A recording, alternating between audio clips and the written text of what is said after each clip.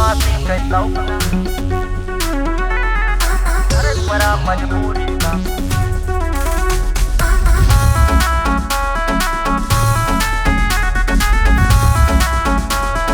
सागर देख तंदूरी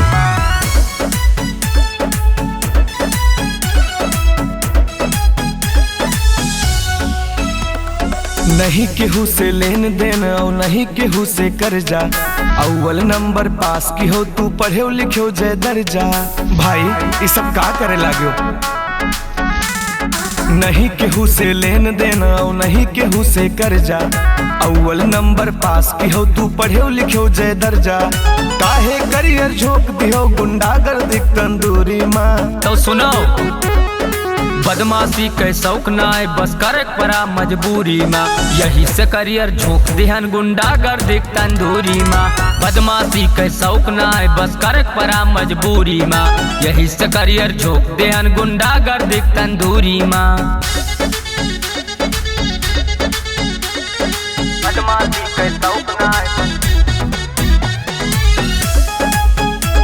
गुंडागर्दी तंदूरी माँ।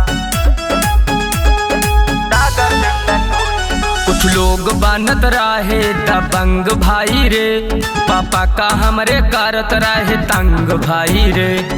प्रशासन मायापन जब सुनवाई ना भावा तब खुद लड़ पारा अपन जंग भाई रे। चूर चूर सब कई घमंड हो गए बस तू ये जन का ठोकन बाकी ठंड हो गए।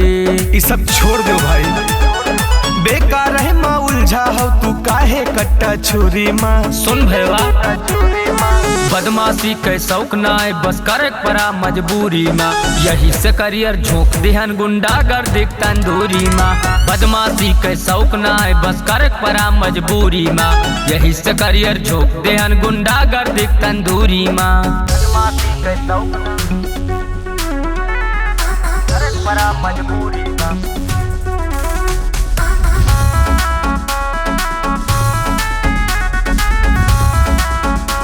गुंडागर्दी तंदूरी